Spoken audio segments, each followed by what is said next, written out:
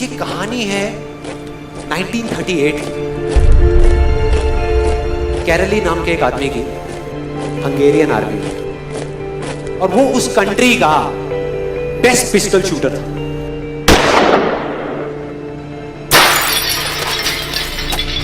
जितनी भी national championships हुई थी उस कंट्री में, उसको वो जीत चुका था। और सबको ऑलमोस्ट कंफर्म था कि 1940s में जो ओलंपिक्स होने वाले हैं उसमें गोल्ड मेडल कैरली को ही मिलेगा। और उसने सालों से ट्रेनिंग करी थी। उसका एक ही सपना था, एक ही फोकस था कि मुझे अपने इस हाथ को दुनिया का बेस्ट शूटिंग हैंड बनाना है, बेस्ट बनाना है, बेस्ट बनाना है। और वो कामयाब हो गया, उसने बना लिया बेस्ट शूटिंग हैंड। सिर्फ 2 साल का फर्क। 1938 में एक आर्मी का ट्रेनिंग कैंप चल रहा था। क्योंकि वो आर्मी में था तो एक एक्सीडेंट हो गया। उसके उसी हाथ में जिससे उसने गोल्ड मेडल जीतना था, उसमें एक हैंड ग्रेनेड फट गया और वो हाथ चला गया। जो उसका सपना था, जो फोकस था, सब खत्म।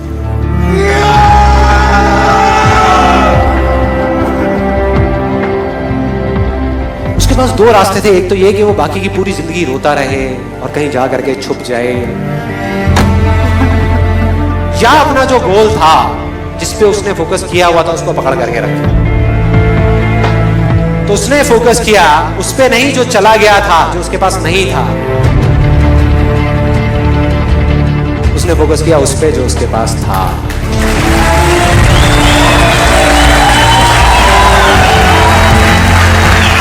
जो उसके पास था।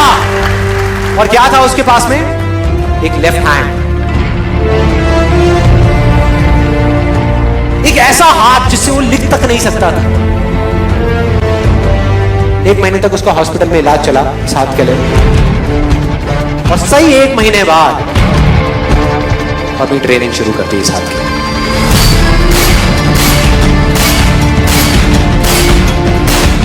ट्रेनिंग के 1 साल बाद, मतलब कि 1939 में वो वापस आया। नेशनल चैंपियनशिप्स हो रही थी वहीं पे हंगरी में, और बाकी भी बहुत सारे पिस्टल शूटर्स थे वहां पे। उन्होंने जा करके उसको कंग्रेचुलेट किया। कहा कि यार देखो, ये होता है जज्बा, ये होती है स्पोर्ट्समैन स्पिरिट, कि इतना सब कुछ होने के बाद भी तुम यहां पर आए हो हमको देखने के लिए और हमारा हौसला बनाने के लिए। किसी को नहीं पता था कि वो 1 साल से अपनी ट्रेनिंग कर रहा था लेफ्ट हैंड की। और उसने जवाब दिया, मैं यहां पर तुम्हारा हौसला बढ़ाने नहीं आया, तुम्हारे साथ कॉम्पीट करने आया हूं, तुमसे लड़ने आया हूं, तैयार हो जाओ। और कंपटीशन हुआ। बाकी सब वहां पर जितने भी लोग थे वो कॉम्पीट कर रहे थे अपने बेस्ट हैंड से। ये कॉम्पीट कर रहा था अपने ओनली हैंड से, ओनली हैंड से।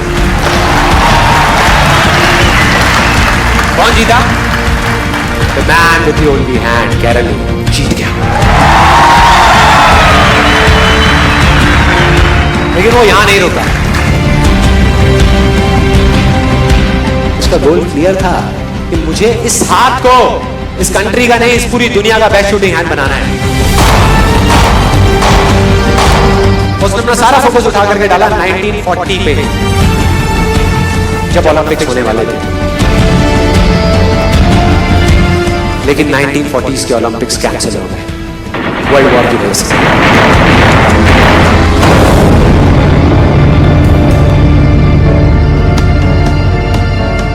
उसने अपना सारा फोकस उठा करके कहां डाल दिया? 1944 में जो ओलंपिक्स होने वाले थे उसके ऊपर। 1944 में जो ओलंपिक्स होने वाले थे वो भी कैंसिल हो गए वर्ल्ड वॉर की वजह से। फिर से कैंसिल।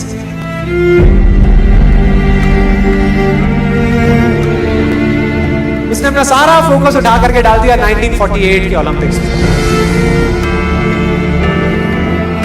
1938 में उसकी एज थी 28 साल। 1948 में उसकी एज हो चुकी थी 38 इयर्स। और जो यंगर जो प्लेयर्स आते हैं निकल करके, उनसे कॉम्पीट करना मुश्किल होता चला जाता है।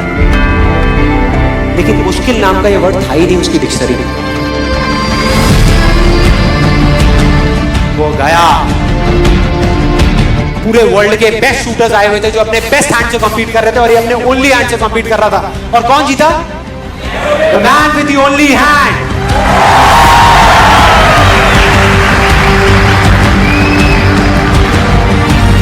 लेकिन वो तब भी नहीं रुका। 1952 ओलंपिक्स, दोबारा कॉम्पीट किया उसने, और इस बार गोल्ड मेडल कौन जीता? गैरल ली। 4 साल बाद दोबारा से, और पूरी की पूरी हिस्ट्री को बदल करके रख दिया ओलंपिक्स में। इस पर्टिकुलर कंपटीशन में उससे पहले किसी भी एथलीट ने लगातार 2 गोल्ड मेडल्स नहीं जीते।